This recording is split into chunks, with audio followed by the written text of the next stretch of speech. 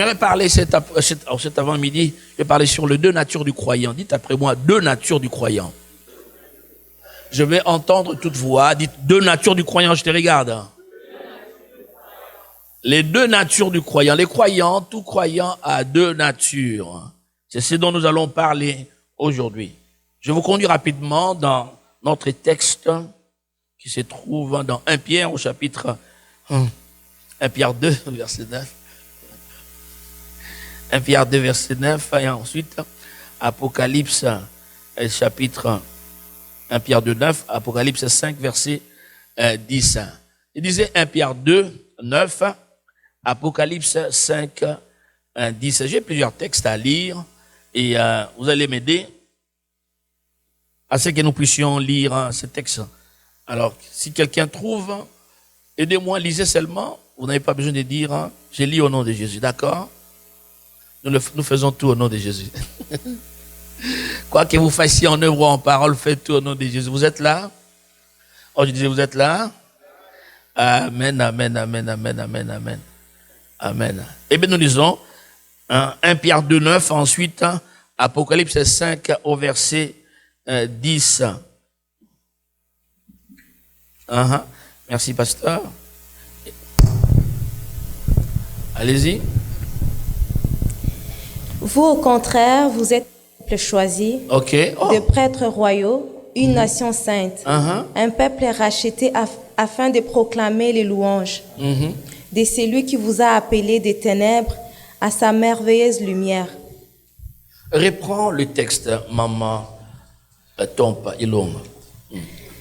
Vous, au contraire, vous êtes un peuple choisi. Vous êtes un peuple choisi. Qui est un peuple choisi? Ah, dites-moi, qui est un peuple choisi? Qui est un peuple choisi? Moi. Ok, nous sommes un peuple choisi, un peuple élu. Allez-y. De prêtres royaux, une nation sainte. Vous êtes des prêtres royaux. Dites après moi, prêtres royaux. Vous avez une bouche, veuillez vous en servir. Aidez-moi, 1, 2, 3, prêtres royaux. Une nation sainte. Un peuple à qui nous allons maintenant. Merci maman. Allons maintenant à Apocalypse 5, 10. Allez-y, faites quelque part. Apocalypse 5, verset 10. Tu as trouvé? Vas-y, tu peux lire 5, 10. Et ensuite, nous allons lire Apocalypse 4, verset 7. Pendant que on est en train d'aller vers 5, 10, il y a Apocalypse 4, au verset 7. Merci. Merci. Merci, maman.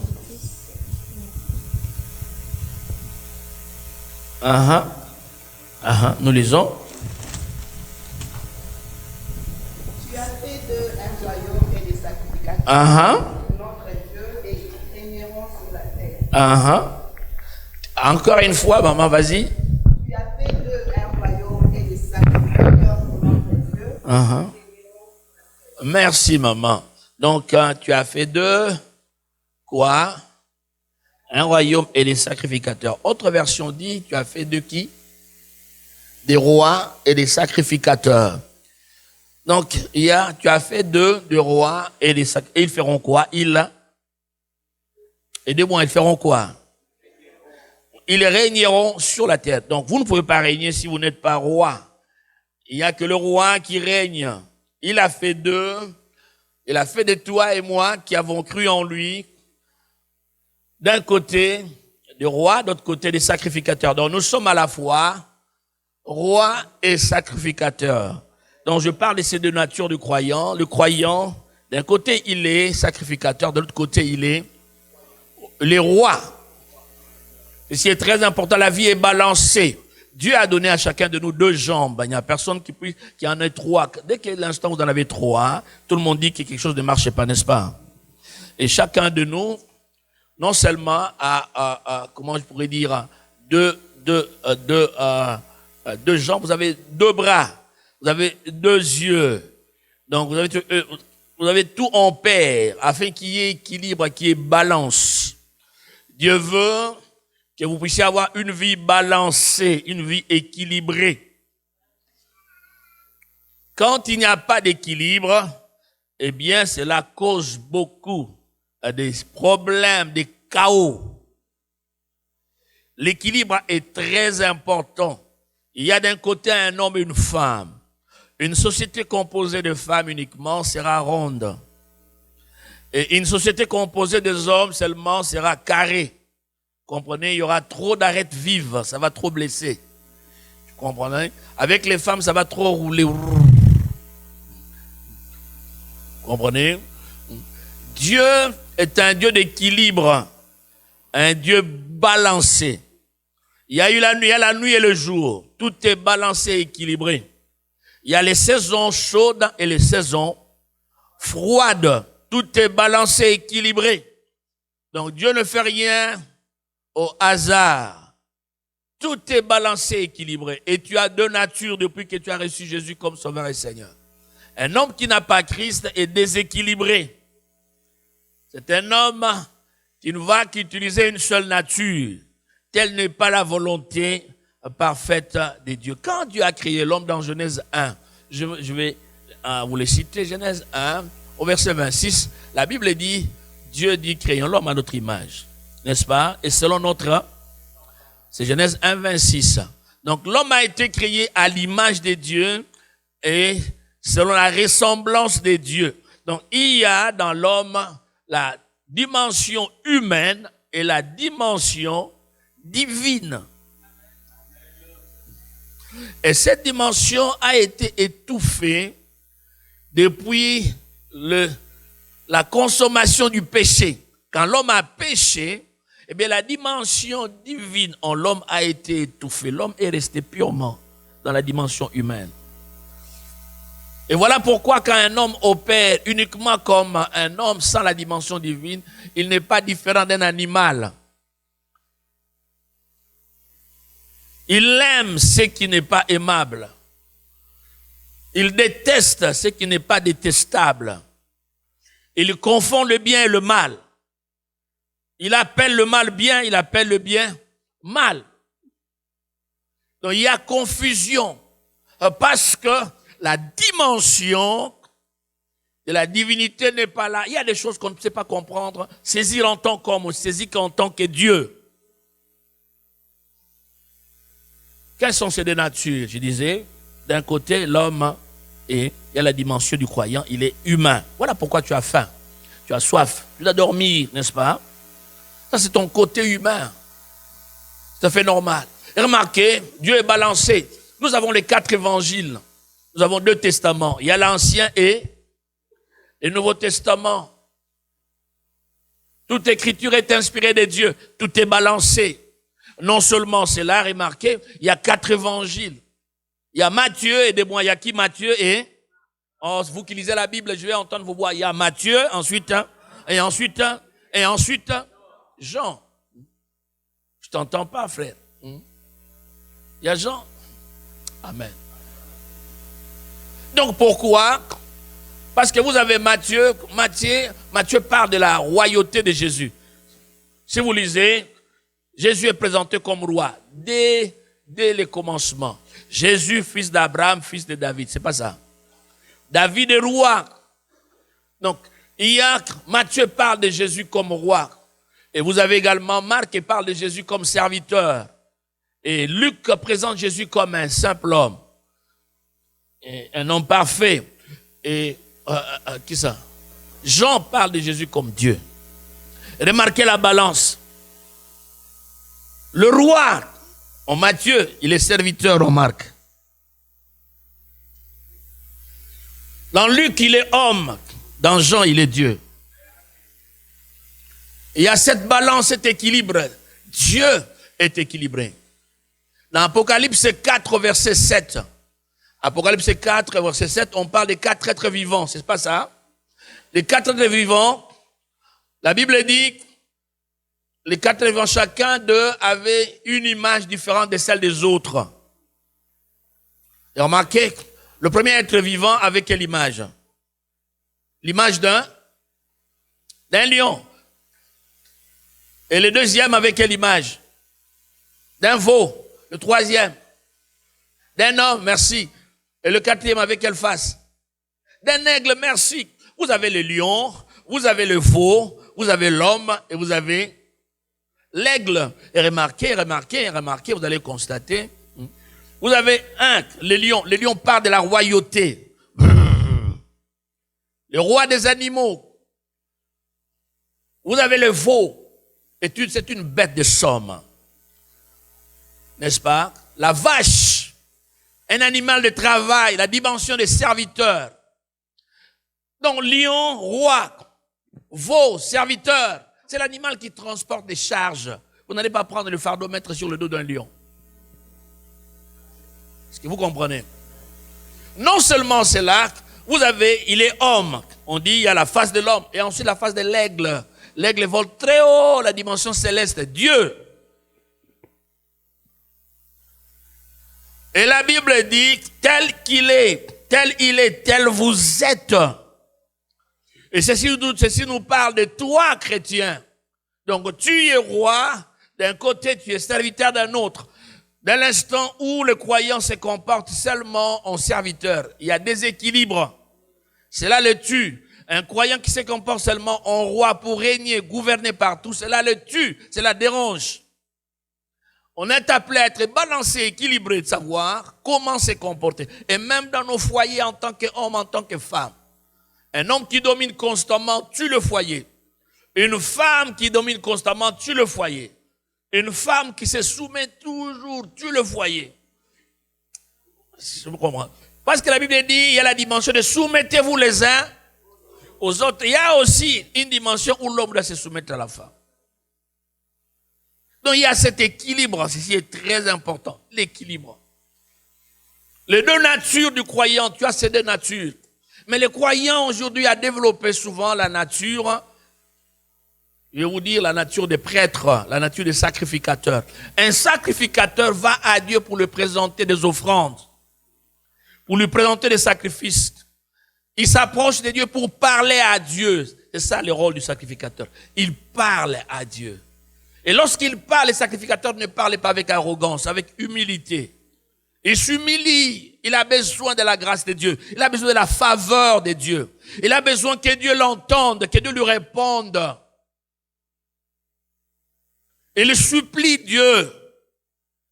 C'est ce que fait le sacrificateur.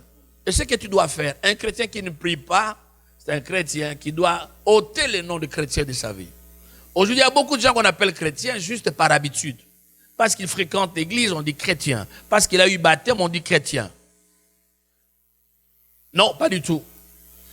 Donc, dès l'instant où tu es conscient, tu es prêtre, en tant que sacrificateur, tu fais quoi? Tu présentes à Dieu des offrandes. Parmi ces offrandes, les cantiques est une offrande qu'on présente à Dieu. C'est pas ça? Quand tu chantes comme sacrificateur. Quand tu joues un instrument comme sacrificateur. Quand tu donnes ton offrande comme sacrificateur. Quand tu filmes comme sacrificateur. Quand tu sers au protocole comme sacrificateur. Quand tu sers dans n'importe quel département comme sacrificateur. Tout ce que tu fais, tu danses comme sacrificateur. Amen. Voilà pourquoi lorsque Mika avait vu David danser comme roi, il était étonné, il a dit, comment tu peux danser? Mika a oublié, il y avait la dimension des sacrificateurs dans la vie de David. Elle ne voyait que David comme roi, ne pouvait pas voir David sacrificateur. Quelqu'un est avec moi? C'est pourquoi on ne peut pas dire dans les mains, moi je ne danse pas à l'église. Oh non, pas du tout. Si tu ne danses pas à l'église, tu danses où? Tu danses où? Il est étonnant de voir les gens être à l'aise, danser dans des réceptions mondaines. Les gens dansent, bousculent, gesticulent, mais incapables de danser pour le Seigneur.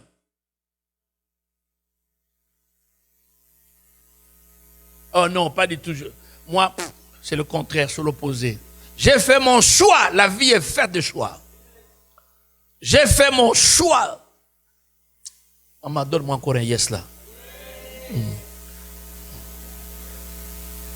y a ton yes qui est encourageant là. Depuis que Dominique a porté des lunettes, tu ne veux plus dire yes.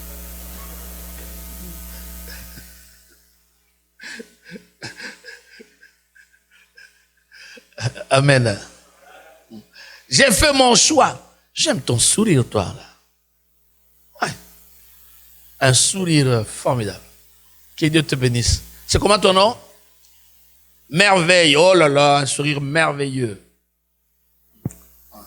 Qui s'harmonise avec ton nom, merveille. Amen. La vie est balancée, la vie est équilibrée. Qui es-tu? Tu n'es pas seulement homme. Il y a la dimension, toi tu es Dieu. Amen. Aussi longtemps que tu ne comprends pas la dimension que tu es Dieu et que tu es roi, tu vivras toute ta vie comme homme, comme serviteur. Les gens t'écraseront toujours et tu mourras écrasé. Si tu passes toute ta vie comme prêtre, toute ta vie, tu chanteras toujours des cantiques, des plaintes. Yahweh, Yahweh, Yahweh, Yahweh, Yahweh, Yahweh, Yahweh, Yahweh, Yahweh. Pourquoi tu as cultivé la dimension des prêtres? Il n'y a pas de mal. C'est bien, mais tu mourras prêtre. Il n'y a pas de mal, tu iras au ciel. Mais tu auras manqué une dimension importante. C'est celle de roi. Donnez-moi un amen. Toute ta vie en train de te...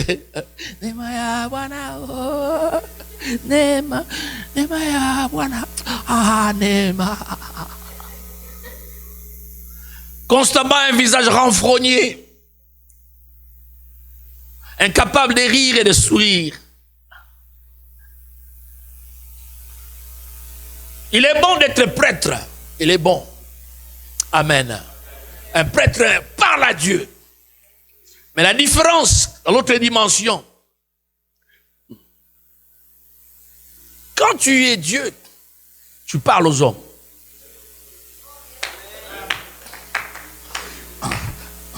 Un serviteur supplie, un roi commande.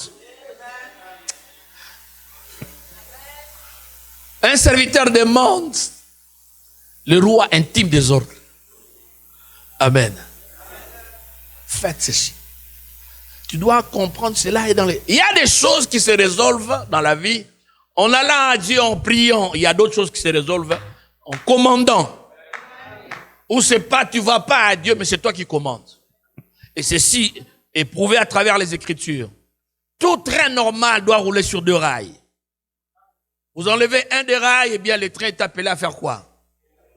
Dérailler, à tomber, à causer des accidents. Il y a beaucoup d'accidents dans ta vie parce que tu ne réalises pas qui tu es. Tout ce qu'on t'a appris, non, il faut 40. Tu vas de jeûne en jeûne. Il est bon de jeûner, il est bon de prier. Tu jeûnes comme sacrificateur.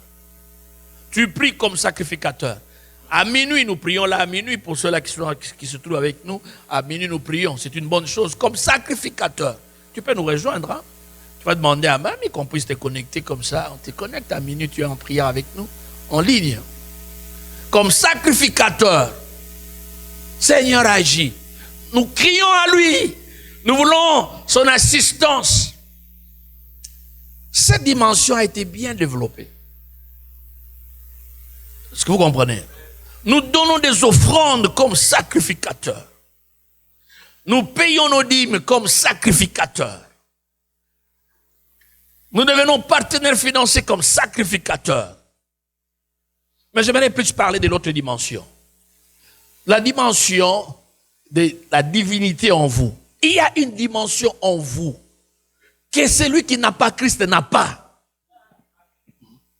Tu l'as en toi, tu dois comprendre. Une vérité qu'on ne croit pas ne fonctionne pas. La vérité devient opérationnelle dès l'instant où tu commences à la croire. Elle est inopérationnelle, non fonctionnelle. Si tu ne la crois pas, elle est existante, mais ne peut rien faire. C'est comme un bras lié, eh bien, qui a toutes les potentialités, mais incapable de faire quoi que ce soit. Est-ce que tu crois que tu es Dieu? Jean 10, versets 33 à 35. Aidez-moi. Jean 10, 33 à 35. Jean 10, versets 33 à 35. Nous lisons. Ok. Jean 10, 35. 33, 35. 33 10, 30, 10 33 à 35. Ok, merci. Alors, je vais lire.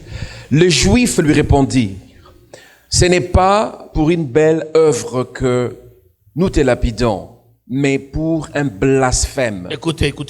Parce que toi, qui es un être humain, tu t'es fait Dieu. Encore, hein? Cool. 34. Jésus leur répondit, n'est-il pas écrit dans votre loi? Considérez vos écrits, considérez les livres saints. Je dis, vous êtes des dieux. N'est-il pas écrit, Dieu lui-même déclare sur vous, vous êtes qui? Allez-y. S'il est vrai qu'elle a appelé Dieu, ce qu'il a, à qui la parole de Dieu a été adressée, et si l'écriture ne peut être annulée, comment pouvez-vous dire à celui que le Père a consacré et envoyé dans le monde, tu blasphèmes? Et cela parce que j'ai affirmé, je suis le Fils de Dieu. Si je ne fais pas les œuvres de mon Père, ne me croyez pas. 35, hein? 35? On s'arrête à 35. À 35, ok. Merci. Cool. Nous disons Amen. N'est-il pas écrit que vous êtes des dieux? Vous savez, la vérité est que vous n'êtes pas des dieux dans le sens absolu du terme.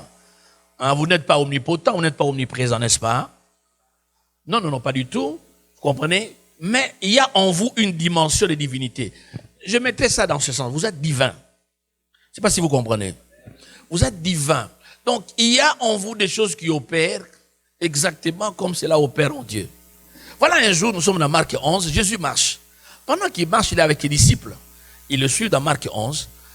Eh bien, curieusement, Jésus constate un arbre, un figuier, qui était touffu, donc il y avait beaucoup de feuilles. Et il s'est approché pour qu'il puisse cueillir des fruits. Vous savez, il y a des gens qui, à distance, on voit qu'ils sont pleins de fruits. Mais quand vous approchez, vous trouvez que l'arbre n'a rien. Jésus s'approche du figuier et constate qu'il n'y avait pas de figues. Il y a des gens, vous les appréciez à distance, approchez-le, vous découvrez combien ils ne sont pas ce que vous croyez qu'ils sont. Vous comprenez? Ce sont des figuiers sans figues, des manguiers sans mangue, des orangers sans orange, des fontaines sans eau. Est-ce que vous comprenez? Des nuages incapables d'apporter la pluie. Eh bien, il a approché, il n'a pas trouvé de figues. Alors Jésus voulait leur donner une leçon. Il va ouvrir la bouche, il dit, oh, que plus jamais personne ne puisse manger de ton fruit. Jésus a fait quoi? Il a parlé, Jésus a parlé aux figuiers. Fini, il n'y aura plus de fruits. Ils sont passés. Et les jours d'après, ils passent par le même chemin. Les disciples font un constat. Il dit, hé maître, regarde l'arbre auquel tu t'es adressé hier. Cet arbre a fait quoi? A séché. Depuis les racines. Hier tu as parlé, mais aujourd'hui l'arbre est sec. Nous sommes dans Marc 11. Et Jésus va ouvrir la bouche pour dire au verset 22. Il dit, je vous ai. Marc 11 va dire, ayez foi en Dieu. C'est pas ça. C'est ça qu'il dit. Ayez foi en Dieu. Et quand vous traduisez ça, littéralement en grec, il dit, ayez la foi de Dieu. Ayez le même type de foi que Dieu a. Croyez comme Dieu croit. Amen. C'est-à-dire, vous ne pouvez pas croire comme Dieu croit si vous n'êtes pas divin. Vous êtes avec moi? Il dit, ayez foi en Dieu. Eh bien, les amis, quelle bénédiction. Il dit, ayez foi en Dieu. Nous sommes au verset 23, il va dire, verset 23, si quelqu'un... 11, 23, ok.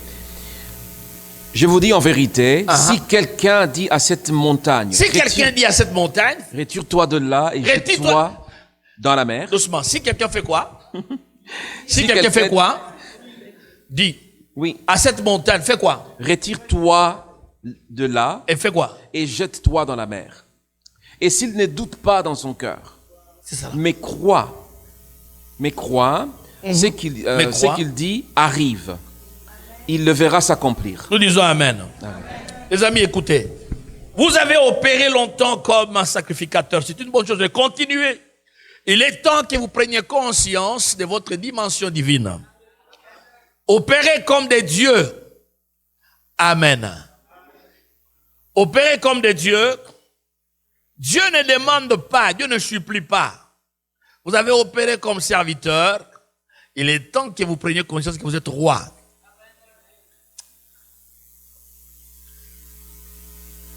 Amen. Nous sommes dans... Je vais revenir sur ce texte-là. Je reviendrai plus tard. Genèse chapitre 1er, au verset 1er. La Bible dit, écoutez, Genèse 1:1, au commencement, Dieu. C'est pas ça. Hein? Au commencement, Dieu créa les cieux de la terre. C'est ce que la Bible dit. Et la Bible dit au verset 2, la terre était informe et vide. Remarquez, Dieu crée, mais plus tard, parce qu'il y a un gap entre le premier verset et le deuxième. Plus tard, parce que Dieu ne peut jamais créer ce qui est vilain. Plus tard, la chose que Dieu a créée est devenue informe et vide. Quand on dit informe, ça dit vilain. Sans forme. Hein? Il y a plein de difformités. Vide, sans valeur. N'est-ce pas? Sans valeur. Non seulement cela, il y avait un troisième problème. On dit quoi? Les ténèbres faisaient quoi? Régner et couvrir. C'est ça, Genèse 1. Et la Bible dit, quand Dieu, écoutez comment Dieu résout les problèmes. Dieu a vu ses problèmes. Le premier problème dans la Bible, ce n'est pas un problème de péché. Le problème dans la Bible, là, c'est un problème de... La terre est vide. 1. Sans valeur. 2. La terre est vilaine. 3. Elle est couverte d'obscurité. 3 problèmes au même moment. Voilà comment Dieu a résolu. Dieu, en résolvant le problème, il dit ceci, remarquez au verset 3. Qu'est-ce que la Bible dit? Dieu dit, ok, que la lumière soit, et la lumière fut, merci. Voilà comment Dieu a résolu. Voilà comment les dieux résolvent leurs problèmes. En tant qu'homme, tu as beaucoup de problèmes. Mais en tant que Dieu, tu dois apprendre à résoudre les problèmes.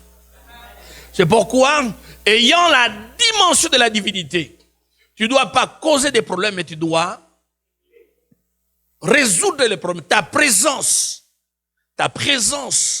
apporte des solutions. Amen. Chacun de nous doit être un instrument de solution. C'est ça le croyant.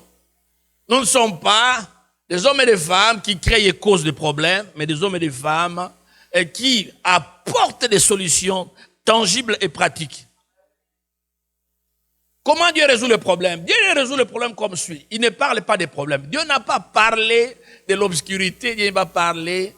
Hein? Il dit, oh, la terre est obscure. Oh, la terre est vide. Oh, elle est devenue vilaine. Non. Ton problème à toi, quand tu as des problèmes, tu parles des problèmes. Les problèmes ne diminuent pas quand tu en parles. Plus tu parles des problèmes, plus les problèmes deviennent grands. Dieu ne résout pas en parlant problème. Dieu résout le problème en parlant solution. La Bible dit, Dieu dit, elle dit comme il y a ténèbres, Dieu dit, lumière soit. Dieu n'a pas parlé ténèbres, mais Dieu a parlé quoi? Lumière. Comment résoudre tous les problèmes en tant que Dieu? Qu'est-ce que tu dis? Qu'est-ce que ta bouche déclare? Beaucoup de gens pensent qu'ils résolvent leurs problèmes en parlant problème à gauche et à droite, à gauche et à droite. Tu vas... Oh, je ne dis pas qu'on ne doit pas céder. Oui, il y a cette dimension où on doit se supporter mutuellement. Est-ce que vous comprenez? Et quelquefois même, les gens se plaignent trop de leurs problèmes sans en parler à Dieu. Donc, ils ont des problèmes qu'ils ne peuvent pas présenter à Dieu. Vous comprenez? Donc, nous devons apprendre à aller à Dieu et dire, voici mon problème. J'en parle à Dieu. Et lorsque je me tiens devant le problème, je fais quoi? Je parle solution. Dieu dit, que lumière soit, et la lumière fut. Dans Marc 11, Jésus dit, si quelqu'un dit à cette montagne, il dit, je vous donne, vous avez vu le figuier maudit, voici comment vous devez opérer. Si quelqu'un dit à cette montagne, Jésus voulait dire, devant la montagne, il faut parler. On ne parle pas de ces montagnes, mais on s'adresse à ces montagnes.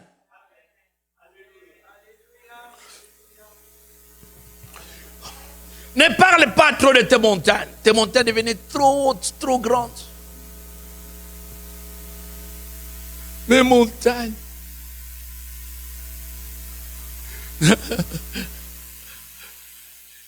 Ah, ce genre de cantique en français n'existe pas. Je les cherche, mais ça ne vient pas. Parce que ces cantiques-là existent seulement dans nos langues. Est-ce que vous comprenez? Nabapa sinanga. Vous connaissez ça? Aidez-moi. Nabapa sinanga. Nabosa inanga Yesu. Est-ce que vous comprenez? Ces cantiques existent dans nos langues quand nous pleurons, nous crions. Il n'y a pas de mal. Non, je ne dis pas que... Non, moi aussi je pleure devant les... En tant qu'homme, tu comprends? Mais il y a une dimension devant les problèmes. On ne pleure pas, on fait quoi? On parle. Quelles sont tes montagnes? Devant Goliath, on ne prie pas. Devant Goliath, on fait quoi? On parle. On a passé du temps dans l'intimité, en secret, en privé. En public, on voit Goliath, on déclare. Toi, Goliath, aujourd'hui, tu tomberas. Goliath, aujourd'hui, je prendrai ta chair, je donnerai aux oiseaux du ciel qui la mangeront, Goliath. Amen. Je couperai ta tête. On parle. Quels sont tes défis? Si tu te plains trop, ce pays dans lequel on est vraiment... Et toute ta vie sera comme ça. Ce pays dans lequel... Arrivé en Afrique du Sud, nous avions vu des gens qui se plaignaient. Des gens qui disaient, dans ces pays, on ne réussit pas, ainsi de suite. Ah, nous avons dit, mon épouse m'a dit, non, nous, on va réussir. non, nous, on va réussir. Non. Nous, Dieu ne nous a pas envoyés. On n'avait jamais prié pour aller en Afrique du Sud. Ce n'était pas notre programme.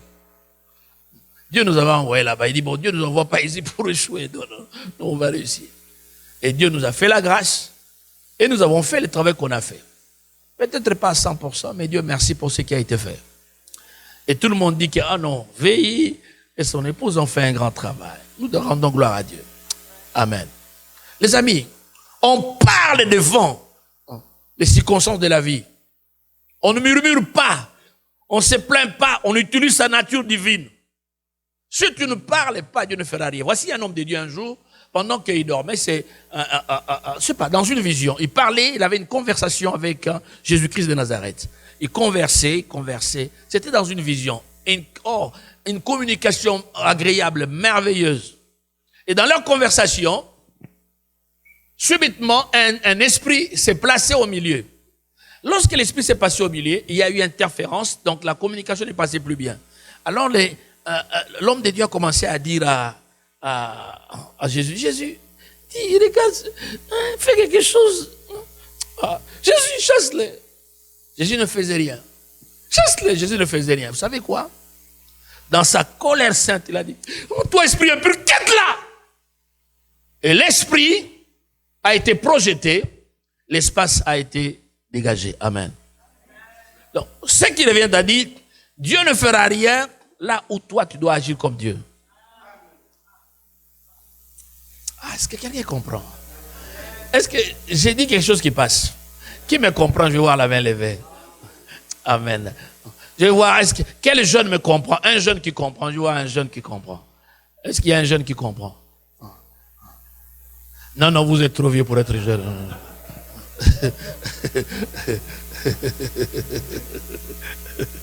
Amen. Il faut parler. Il ne faut pas être muet. Les gens qui disent, ah non, ces histoires-là, il faut faire des bruits. Non, on n'a pas grandi comme ça. Qui vous a appris qu'on ne parle pas, on ne fait pas de bruit?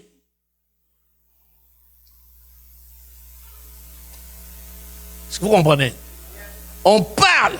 Les murailles de Jéricho ne sont pas écroulées par le silence.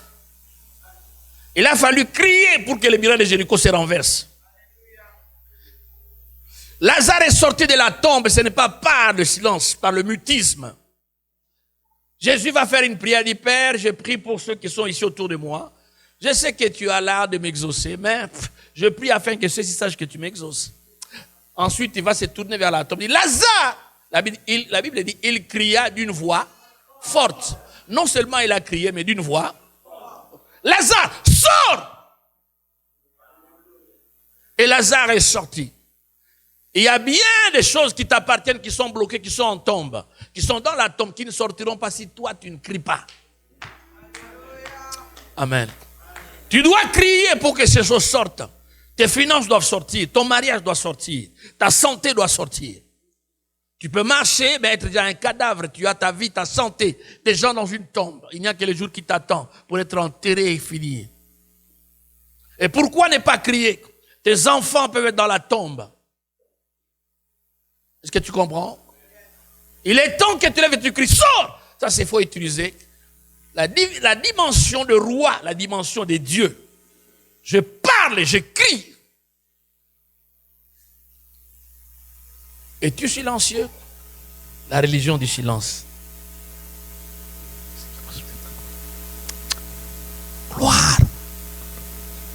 Tout ce que tu entends la fait. Gloire. Jesus. Et les autres paroles sont où? Jesus.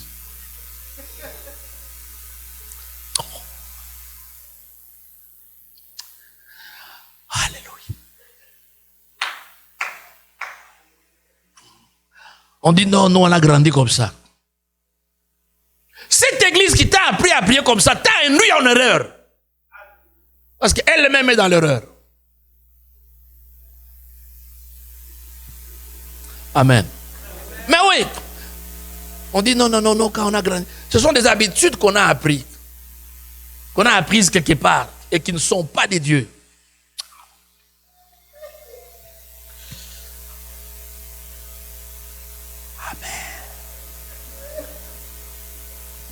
Il n'y a que des gestes, et des gestes, et des gestes.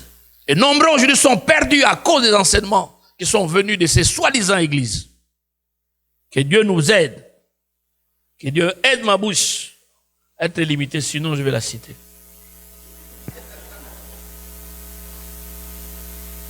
Est-ce que vous comprenez? Si quelqu'un dit à cette montagne, quelle est ta montagne? Il faut parler à la montagne, il ne faut pas parler des montagnes.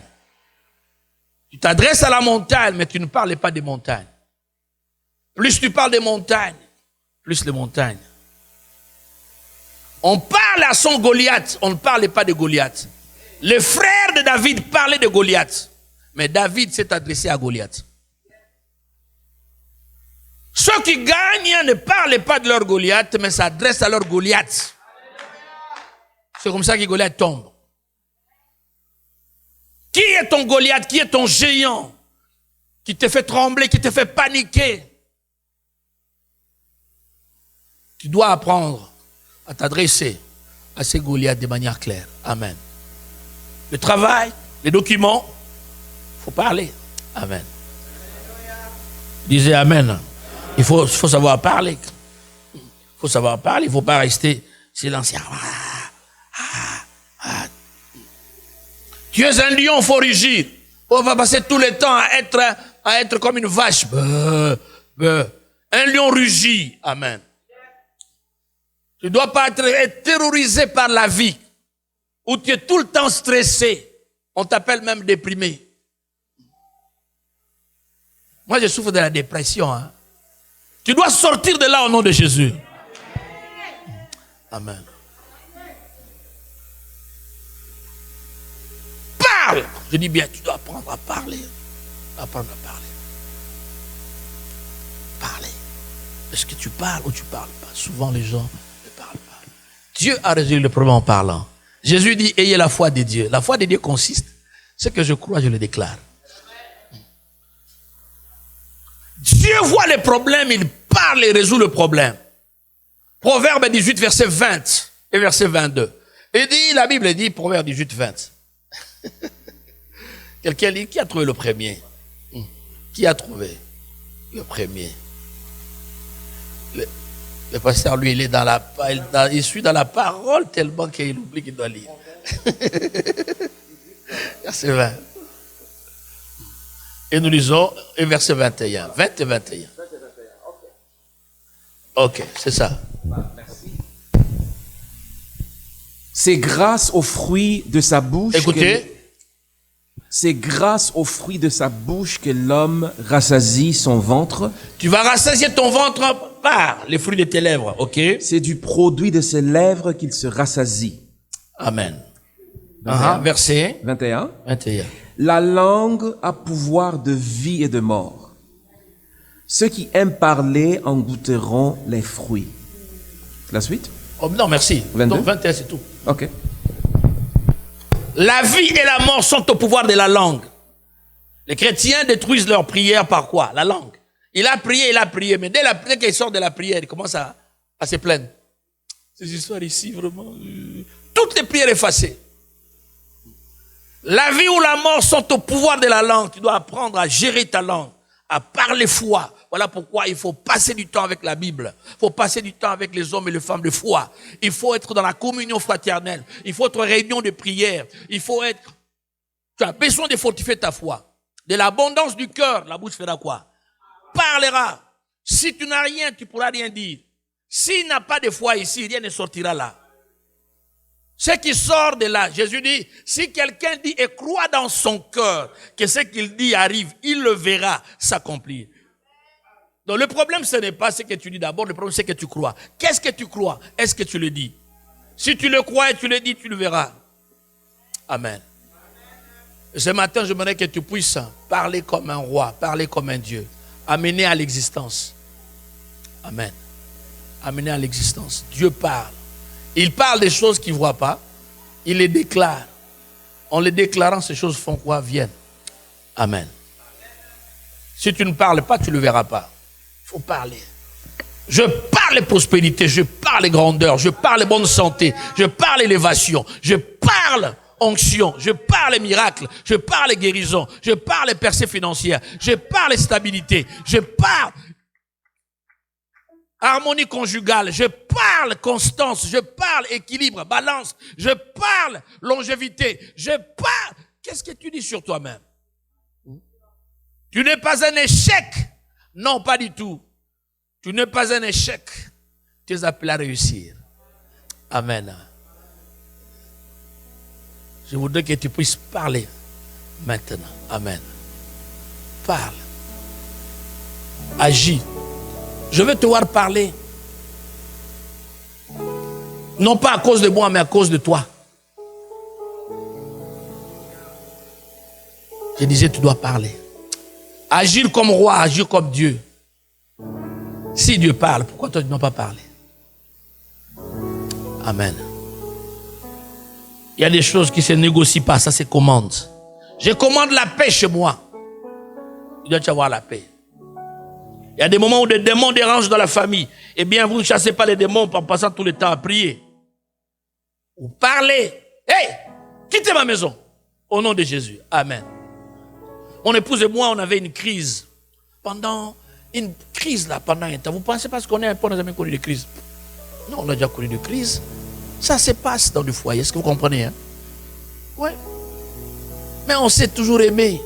Bientôt, on va célébrer 30 années de vie commune. Amen. Et comment on fait un moment? On a pris... On a parlé des problèmes, on parlait des problèmes gonflés. Oh, on doit faire comment? Eh bien, un jour, on parlera de ça au cours d'une réunion de mariés. Nous avons commencé à prier. On a jeûné, on a prié pendant seulement 3 jours. Et on a parlé au problème. On a chassé ces esprits. C'était des esprits de famille qui voulaient les divorces, qui voulaient faire asseoir les divorces des familles dans nos vies. Est-ce que vous comprenez? Dans nos familles. On a refusé ça. Nous sommes différents de nos familles. Nous refusons les malédictions des générations. Et Dieu merci, nous avons été affranchis. Nous allons vivre ensemble. Nous verrons nos petits-enfants ensemble et nos arrière-petits-enfants ensemble. Amen. Et nous sommes ensemble. Maman, je ne vais pas te laisser.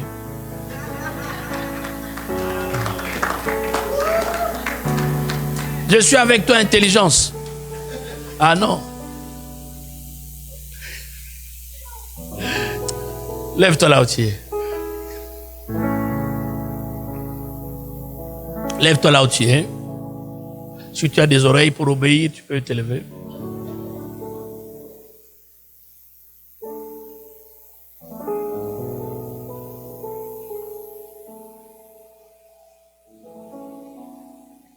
Je te prie de passer 2 minutes comme prêtre.